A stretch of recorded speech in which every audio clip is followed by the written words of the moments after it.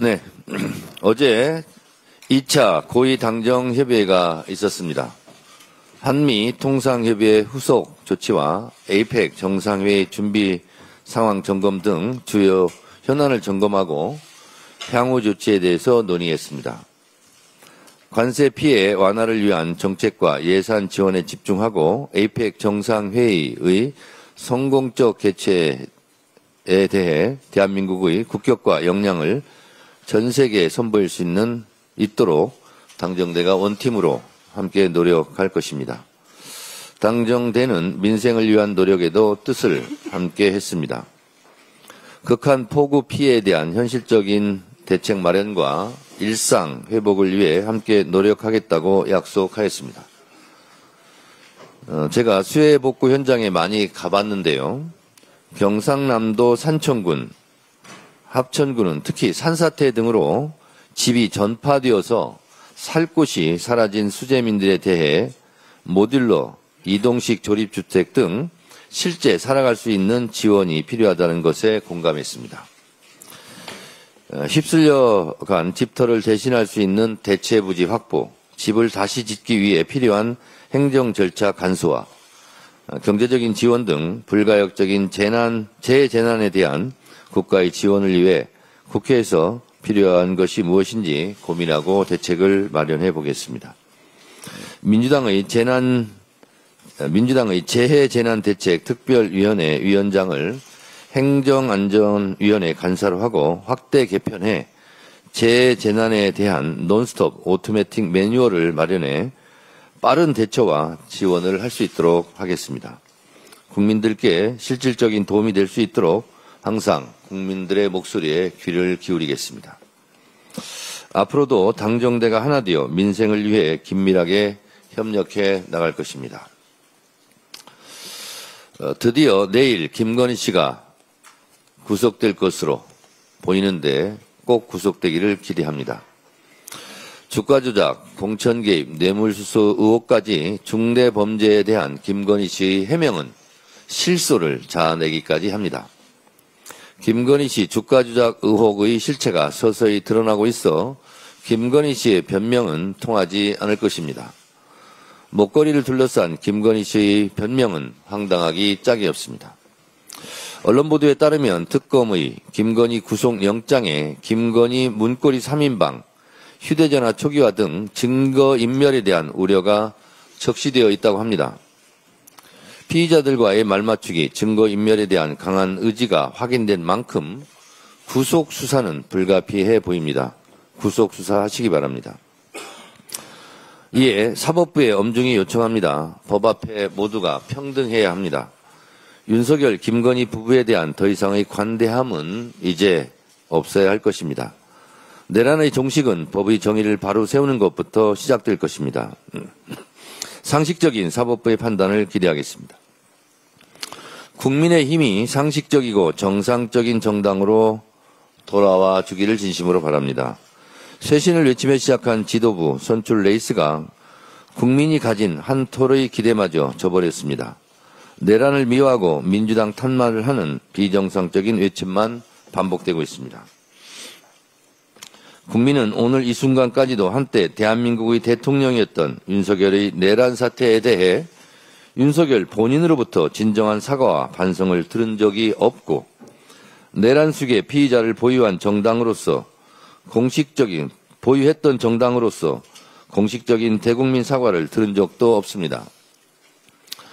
국민의힘은 대한민국의 국격을 무너뜨리고 국민의 삶을 짓밟고 헌법과 민주주의를 파괴한 윤석열의 내란을 언제까지 옹호하고 싶습니까? 총뿌리를 국민께 겨눴지만 아무도 죽거나 다치지 않았으니 괜찮다는 건 도대체 어떻게 이해합니까? 아무 일도 일어나지 않았다는 윤석열의 말과 대동소이합니다. 대선 결과를 불복하는 말도 서슴지 않는 토론회가 과연 정상적인 정당의 모습입니까? 다시 국민이다라는 슬로건이 무슨 의미인지 의심하지 않을 수 없습니다. 내란을 뿌리 뽑는 것, 내란에 대한 단죄는 여야 간 정치적 흥정의 대상이 아닙니다. 정의와 불의, 선과 악의 문제입니다. 여러분, 국민 여러분, 노상원 수첩의 내용에 대해서 다시 한번 상기해 보십시오.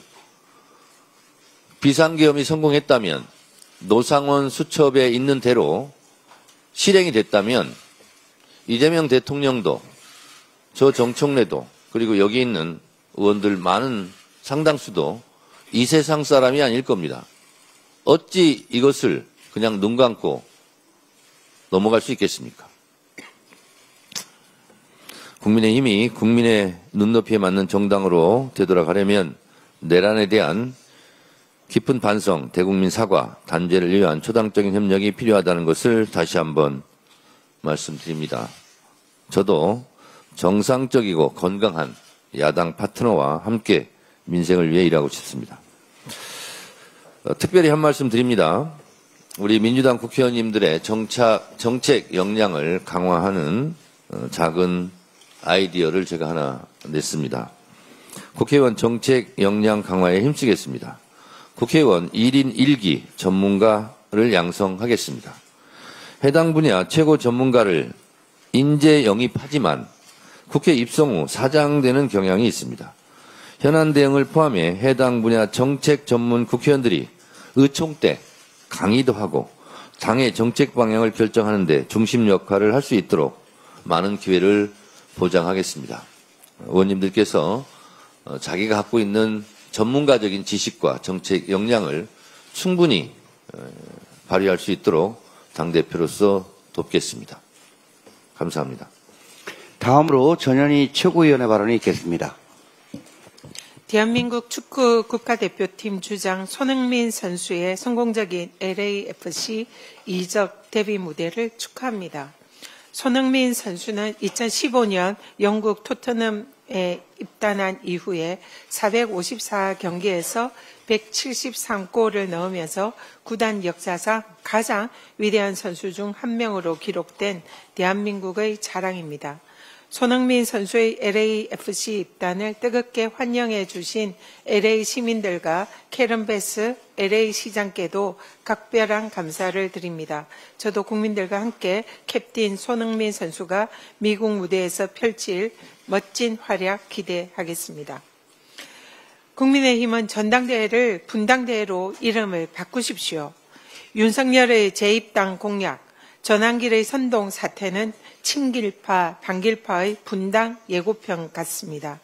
전환길한테 찍히면 배신자, 전환길의 눈도장을 받아야 당선이라는 제1야당 국힘이 전환길 한 명에게 휘둘리는 모습은 자멸의 길을 자초하는 내란 정당의 초라한 현실입니다. 국힘이 진정 분당과 정당 해산을 피하고 싶다면 이제라도 전환길, 윤어게인 세력과의 결별을 권고드립니다. 내일은 김건희의 구속영장 심사가 열립니다. 희대의 국정농단범 김건희의 구속으로 법이 살아있음을 보여줘야 합니다. 김건희의 노트북 포맷, 휴대폰 교체, 측근 행정관들의 휴대폰 초기화 등은 김건희의 증거인멸 우려가 현실임을 방증합니다. 주가 조작으로 개미 투자자들을 피눈물 나게 하고 아무것도 아닌 사람이 최고 권력 행사로 국정을 농단한 자가 끝까지 특권을 누리게 해서는 안 됩니다.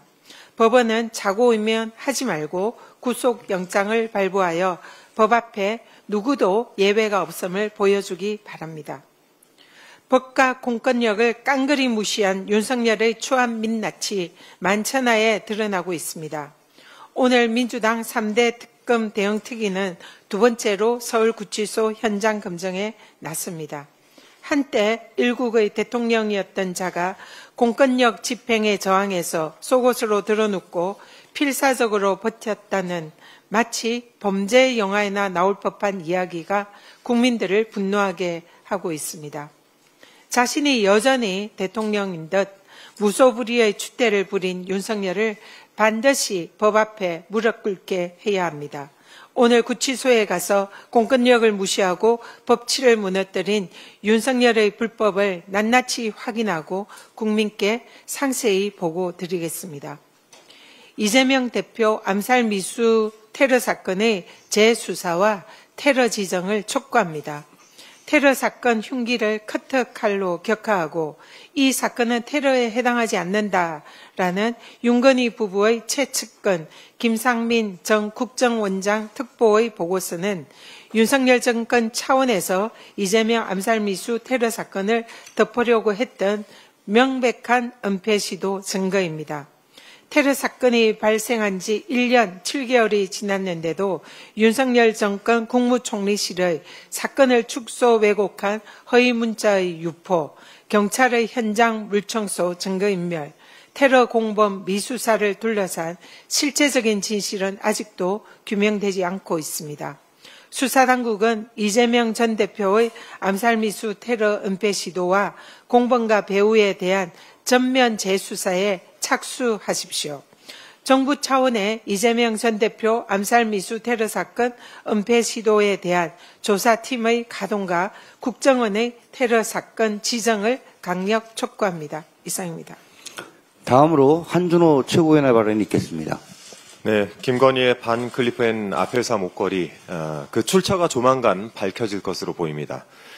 최근 언론 보도에 따르면 윤석열이 대통령에 당선된 직후 한 중견 건설사 회장의 최측근이 서울 모처의 백화점에서 김건희가 나토 순방 당시 착용한 것과 동일한 모델의 목걸이를 구매했다고 합니다.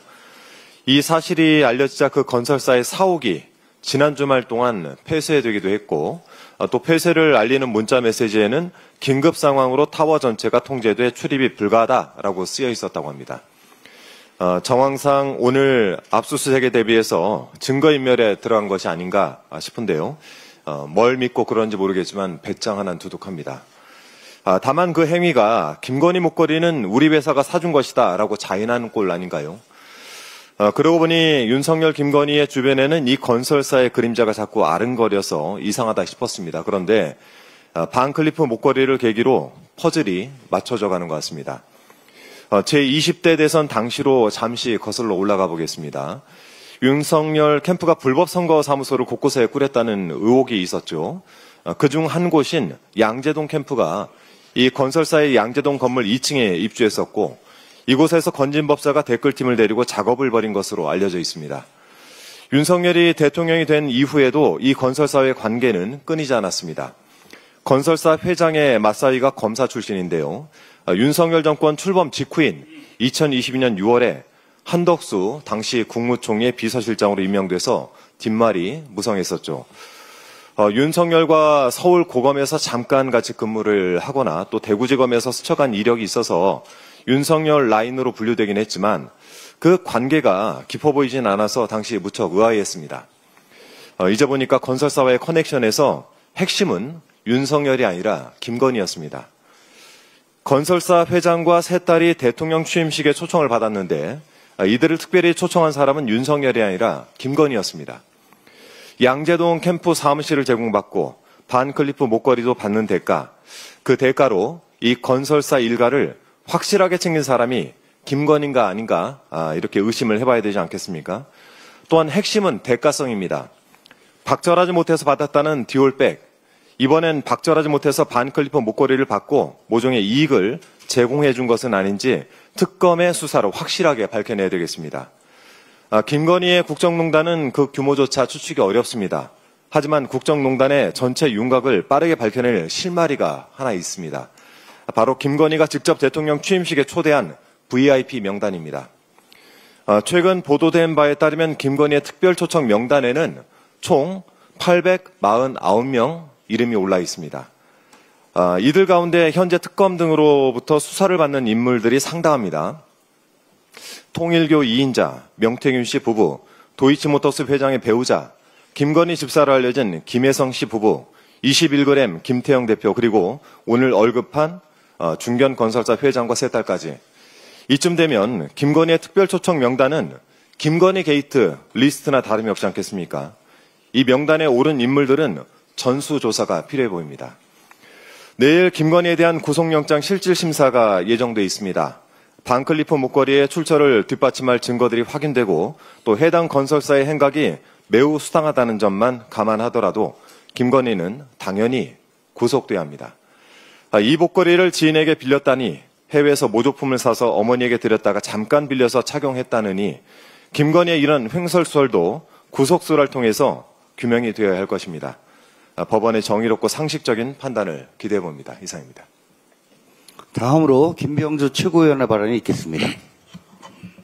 윤석열의 내란계엄을 대통령의 고유 권한이라며 옹호하던 국민의힘이 정작 대통령 고유 권한인 사명권을 두고서 정치적 흥정의 수단이 되어서는 안 된다며 비방합니다. 구치소에 있는 윤석열이 빤스 차림으로 웃을 일입니다. 내란 동조 정당 국민의힘은 정치적 흥정을 말하기 이전에 극우 세력 전환길과의 흥정부터 끝내십시오.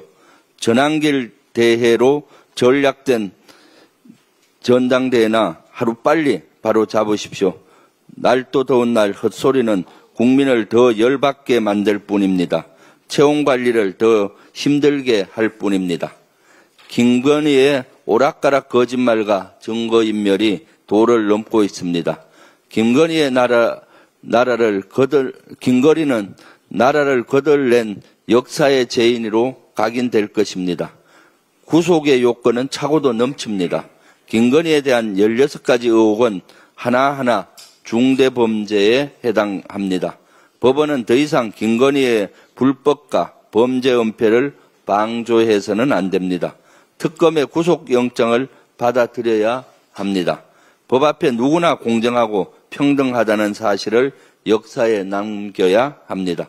그것이 제2의 권력형 범죄를 막는 길임을 명심하기 바랍니다. 윤석열 대통령실이 극우단체를 동원해 윤석열의 체포를 방해한 정황이 언론 보도로 드러났습니다. 서부지법 폭동 사태의 배후에 윤석열이 있을 가능성까지 제기되고 있습니다. 아무리 죄를 부인하고 빤스 발악을 한다고 해도 지은 죄가 없어지지 않습니다. 정당한 법 집행을 극우단체를 사주에 막아서려 한 죄 역시 국헌문란, 내란 선동입니다. 검찰은 윤석열 대통령실의 폭동사주 범죄 의혹에 대해 철저하게 수사하십시오. 정당한 법 집행에 맞서는 반국가 세력은 법이 허락하는 최고의 형벌로 다스려야 합니다. 법치를 어기는 세력은 반드시 법치로 심판해야 합니다. 그것이 숭고한 민주주의의 법칙입니다. 잠시 후에 민주당 3대 특검 종합대응 특별위원회가 서울구치소를 방문합니다. 빤스 발악에 이은 의자 난동으로 체포영장 집행을 방해한 윤석열의 행태가 고스란히 구치소 영상 기록에 남아 있습니다. 반드시 확인해 국민께 진실을 전하겠습니다. 특검의 정당한 법 집행을 왜곡하려는 윤석열 측의 시도를 차단하겠습니다. 윤석열에게 공식 제안합니다. 당당하다면 영상 공개에 즉각 동의하십시오.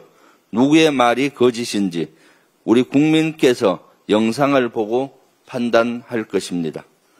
정부의 민생회복 소비 쿠폰이 서민 경제를 살리고 있습니다. 행안부 발표에 따르면 경기도만 보더라도 지난 6일까지 소비 쿠폰 신청률 94.6%, 신청 금액만 2조 원이 넘습니다. 민생 회복에 충분한 마중물이 될 것입니다. 이와 함께 각 지방자치단체들이 지역사랑 상품권 발행을 속속 늘리고 있다는 반가운 소식도 이어지고 있습니다. 민주당은 최근 지역사랑 상품권 발행에 대한 국가 지원을 의무화하는 내용을 담는 지역사랑 상품권 활성화 법률을 개정안을 통과시키는 데 앞장섰습니다. 민주당과 이재명 정부의 과감한 민생시책이 시름에 겨웠던 국민께 웃음을 주는 희망의 단비가 되고 있습니다. 민주당은 정부와 발맞춰 민생회복에 가일층 노력하겠습니다. 이상입니다. 다음으로 이현주 최고위원의 발언이 있겠습니다. 네, 오늘 이재명 정부 첫 국빈 방한이 있습니다. 오늘 베트남 서기장과 이재명 대통령 간의 정상회담이 개최된다고 합니다. 관세 및 원전, 고속철도, 과학기술, 인재 양성 등 미래 분야 협력 논의가 전망이 됩니다. 베트남은 그뿐만 아니라 중국에 이어서 첨단 산업의 핵심 소재인 희토류의 세계 2위 생산 국가입니다. 중국의 희토류 패권에 맞서서 희토류 대체가 가능한 유일한 얼마 되지 않는 공급망이라고 판단하고 있습니다. 그런데 얼마 전부터, 한 1, 2년 전부터 베트남 정부의 통제로 우리 기업들의 희토류 확보에 어려움을 좀 겪고 있다고 합니다. 이번 정상회담을 통해서 이런 희귀 광물의 글로벌 공급망 확보를 위한 전략적 협력 관계가 구축되기를 기대하고, 이를 통해서 대통령의 정상회담, 정상외교를 통한 우리 산업계에 큰 힘이 되어주시기를 기대합니다. 국정기획위원회가 에너지 관련해서 그 산업부 에너지 기능을 기후에너지부로 신설하거나 환경부로 이관하는 개편안을 논의 중이라고 합니다. 아직 확정되지는 않은 것 같은데요. 관세 전쟁으로 FTA 자유무역 시대가 종언을 보하고 글로벌 공급망과 경제 안보가 그 이슈가 첨예해 가고 있는 이 가운데 산업 공동화와 고용 위기의 국내적 위기 상황에 있습니다. 이러한 상황을 감안해서 이 논의가 좀 신중해지기를 부탁을 드립니다. 그간 에너지 기능이 산업, 통상과 오랜 기간 함께 해왔던 것은 우리나라가 에너지 수급을 전적으로 수입에 의존한다는 그런 사정을 포함해서 이 에너지 수급이 경제 안보라는 것을 경험으로 체득했기 때문입니다. 몇 가지 예만 들어보겠습니다. 지금까지 우크라이나 전쟁이 있었는데 그 우크라이나 전쟁으로 인해서 러시아의 가스 공급이 차단되고, 그로 인해서 독일 등 유럽이 심각한 에너지난을 겪으면서 산업 경쟁력이 추락하고 독일에 주재하고 있던 수많은 글로벌 제조 산업 관련 회사들이 이탈을 하면서 독일의 경제 성장률이 추락하는 상황에 있습니다. 이러한 상황들을 본다면 산업과 에너지는 그 나라의 국가 경쟁력을 결정하는 것이고 좌우하는 것이고, 결국은 어떻게 보면 생존의 문제다라는 것을 무시할 수 없다, 이렇게 생각하고요. 최근에 우리 관세 협상과 관련해서 반도체, 자동차 등의 품목 관세 15%가 부과될 것으로 예상이 됩니다. 자동차는 15%로 사실상 잠정 확정이 됐고, 반도체는 아직 확정되진 않았습니다만 그렇게들 많은 분들이 예상을 하고 있습니다. 물론 100%라고 언급한 트럼프 대통령의 발언도 있습니다만 이렇게 될 때 우리가 미국 시장에서 가격 경쟁력 하락을 피할 수 없는데요. 자칫 우리 기업들 생산 기지가 해외로의 오프쇼링이 가속화될 가능성이 있다. 그렇게 되면 산업 공동화 위기가 굉장히 심각해지고 결국 이것은 고용 위기로 직결될 것이라고 우려가 됩니다. 그래서 이것을 막기 위해서는 최대한 더 이상의 해외로의 오프쇼링을 막고 온쇼링을 독려하는 전략을 빨리 대책을 세워서 구사를 해야 된다, 이렇게 말씀드리고, 정부가 이 대책을 면밀하게 검토하고 있다 이런 것으로 알고 있습니다. 다만 이렇게 옵쇼링을 방지하고 온쇼링을 독려하기 위해서 정부가 할 수 있는 게 굉장히 한계가 있습니다. 그럼 여기서 핵심은 뭐냐? 반도체 같은 경우에는 물과 전기입니다. 물과 전기의 공급이 굉장히 중요하기 때문에 물과 전기의 가격, 원가 경쟁력을 낮추는 것이 굉장히 기묘한데 이것을 위해서 결국은 전기요금, 즉 에너지 정책을 어떻게 할 것이냐, 산업용 전기요금을 어떻게 할 것이냐 하는 것이 결국 우리나라에 지금 있는 반도체 생산 시설들, 앞으로 한국의 반도체 산업을 어떻게 유지할 것인가 하는 것이 달려 있다라고 생각합니다. 그래서 이런 상황에서 산업과 에너지를 섣불리 분리하는 것은 곧 글로벌 산업 경쟁력, 국가 경쟁력 약화로 이어질 수 있다라고 생각을 하고, 물론 기후변화가 매우 중요하고 기후위기를 극복하는 것도 매우 중요합니다. 그러나 이런 것이 우리 어떤 산업 생존, 고용위기 극복 이런 것을 희생하면서 할 수 있는 것은 아니다라고 생각하고, 또 한편 다르게 보더라도 기후변화, 기후위기를 극복하기 위해서라도 이것은 규제를 하는 것이 불가피한데, 규제를 하는 것과 이런 어떤 그 경쟁력 강화 방안이 부딪힐 때 그것이 견제를 통해서 이루어져야 하는데, 한 부서 안에서 그것이 견제와 촉진이 두 개가 공존하는 것이 가능할 것인가? 자칫 기후위기 극복마저도 또는 환경보호마저도 규제 자체가 오히려 유명무실해질 수 있다. 그래서 둘 다 안 되거나 아니면 지금의 현실을 볼 때 기후변화에 대한 대응 자체가 오히려 유명무실해질 가능성도 없지 않아 있다. 그래서 잘 고민을 해보셔야 한다라고 생각합니다. 어쨌든 가뜩이나 미국 트럼프 행정부의 관세 부과로 힘든 상황을 맞이한 우리 산업계, 그 노동계에 또 다른 경쟁 약화 요인이 내부에서 주어진다면 버티기 힘든 이중고로 인해서 생산 기지 해외 이전에 박차가 가해질지도 모른다는 불안감을 갖고 있습니다. 산업 생태계와 노동자들의 불안을 더 키우지 않는 방향으로 정책 결정이 되어야 하겠다라고 부탁을 드립니다. 이상입니다. 다음으로 황명선 최고위원의 발언이 있겠습니다. 네, 특검은 오늘 서해건설 압수수색을 했습니다. 압수수색 전에 정보 유출 경위가 있었는지 반드시 밝혀야 합니다. 김건희 특검이 서해건설 본사와 관계자 주거지에 대한 압수수색을 착수했습니다.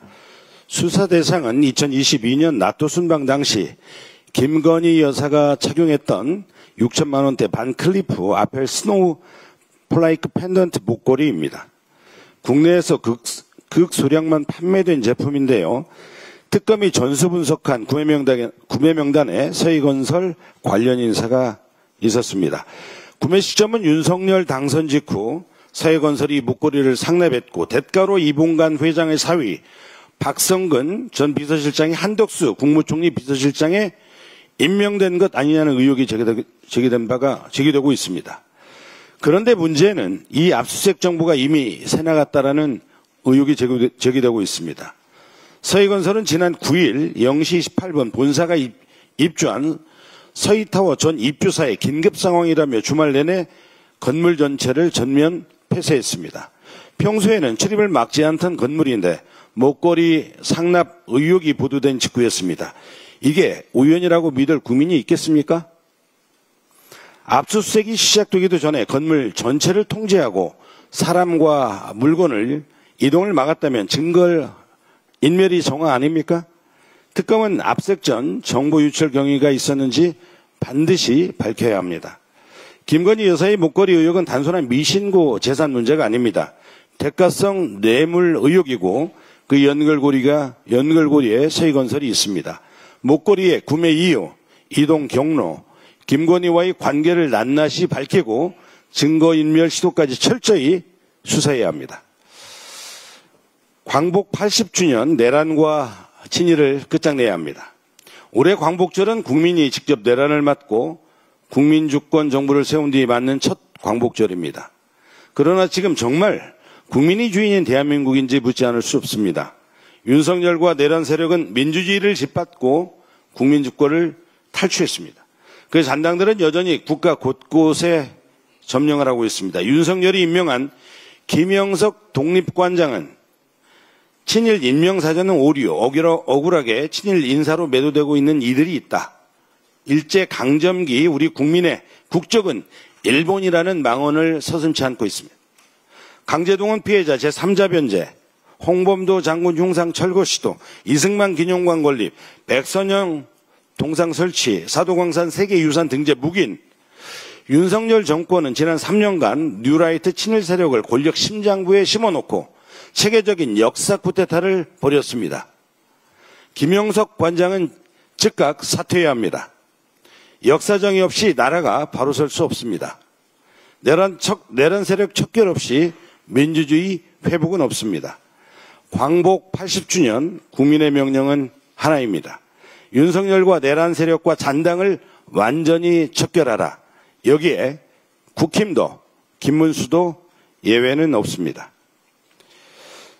돈보다 사람, 목숨이 먼저입니다. 최근 잇따라 산업재해 사망사고는 단순한 불운이 아니라 예방 가능했음에도 막지 못한 사회적 실패입니다.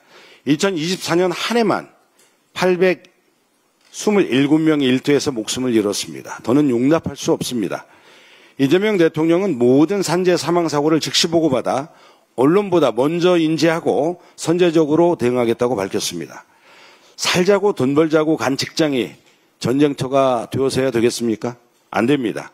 안전은 의무이고 비용이 아니다라는 말씀은 국가와 기업, 사회 모두가 새겨야 할 바로 우리의 중요한 원칙입니다. 이제 국회가 응답해야 될 때입니다. 우리 당은 대통령의 결단을 뒷받침해 불법 하도급과 위험의 외주화를 근절하고 징벌적 손해배상제와 원청 책임 강화를 포함한 법제도 개혁을 속도감 있게 추진하겠습니다. 돈보다 사람의 목숨을 소중히 여기는 나라는 선택이 아니라 국가의 의무입니다. 산업 현장에서 죽음이 반복되지 않도록 제도와 현장, 안전문화 전반을 혁신해야 합니다. 이상입니다. 끝으로 서삼석 최고위원의 발언이 있겠습니다. 민생회복 소비 쿠폰에 대해서 한 말씀 드리겠습니다. 지난 8일 행정안전부는 7월 21일 처음 시행된 민생회복 소비 쿠폰의 1차 지급률이 95.2%로 지급액이 8조 7,232억 원에 달한다고 밝힌 바 있습니다.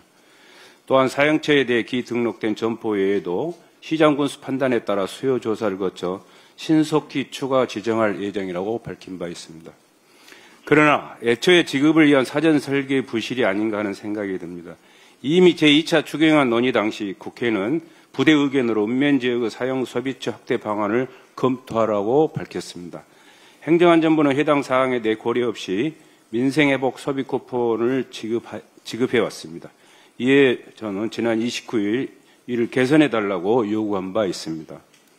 대통령께서도 7월 3일 취임 한 달을 맞아 열린 기자회견에서 특정 과일을 꼭 사 먹고 싶다라는 그런 쪽지 일화를 소개하시면서 먹고 싶은 과일을 못 사 먹는 경우도 많다며 민생회복지원금은 소비 진작에 더해 소득 지원 효과도 있다라고 강조하신 바 있습니다.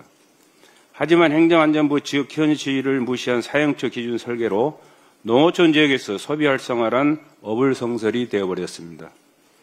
특정군의 경우 현재 14개 읍면에 과일 상점이 전무하여 4시간가량 여객선으로 이동 후 또 버스로 환승해야만 해당 물품을 구입할 수 있는 것이 엄연한 현실입니다. 새 정부 국정 철학을 아직도 이해를 못한다는 그런 인상이 듭니다. 소비 쿠폰 사업은 대통령이 말씀하신 대로 사업 취지가 훼손되어서는 안 됩니다. 행정안전부는 국회 부대 의견을 다시 검토하여 특별히 농어민에게 불편 부당한 일이 없도록 읍면 지역을 비롯한 사용처 확대 방안을 조속히 마련할 것을 촉구합니다. 이상입니다. 이상 발언을 모두 마치고 당대표님께서 회의를 정회하시겠습니다. 예. 서삼석 최고 말씀하니까 생각이 나서 한 말씀 드립니다. 제가 저희 지역구 망원시장 월드컵 시장을 2시간 정도 돌았는데요.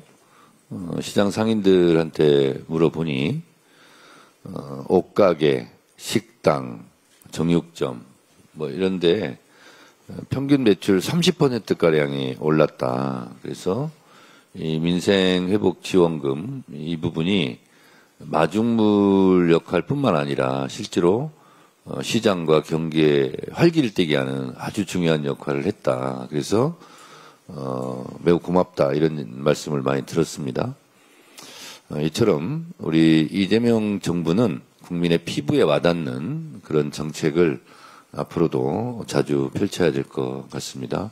그래서 모처럼 시장에 손님들도 넘쳐나고 활기를 띈 모습을 보니까 저도 기분이 아주 좋았습니다. 오늘 새로 부임된 두 분 인사말을 1분 발언을 잠깐 듣도록 하겠습니다. 법률위원장에 임명되신 우리 이성인 의원님 잠깐 인사 말씀 잠깐 하시죠. 네, 인사 올리겠습니다. 법률위원장 이성윤입니다. 우리 국민들께서 우리 당과 우리 당대표님께 요구하고 있는 시대적 과제, 내란 종식, 내란색 척결 이런 시대적 과제, 그리고 검찰개혁, 사법개혁, 언론개혁이라는 이런 개혁 과제에 적극 동참하겠습니다. 그리고 제가 가지고 있는 법률적 역량과 지식 경험을 우리 당을 위해서 최선을 다해서 열심히 그리고 잘 하도록 하겠습니다. 잘 부탁드리겠습니다. 감사합니다. 고맙습니다. 제가 전당대회 기간 중에 많은 분들을 만났는데 당대표한테 일일이 다 전화하기도 어렵고 문자하기도 어렵고 그러니 당대표와 직접 소통을 하기가 물리적으로 어려운 부분이 있기 때문에 민원정책실장을 새로 신설해달라 이런 요구가 있어서 이번에 새로 신설한 직책입니다. 민원정책실장 이모경 의원님 한 말씀 하시죠. 네, 반갑습니다. 민원정책실장을 맡게 된 이모경 의원입니다. 당의 눈과 귀와 입이 되어서 여러분들의 민원이 아닌 소통창구의 역할을 잘하도록 하겠습니다. 늘 처음처럼 잘하겠습니다. 감사합니다.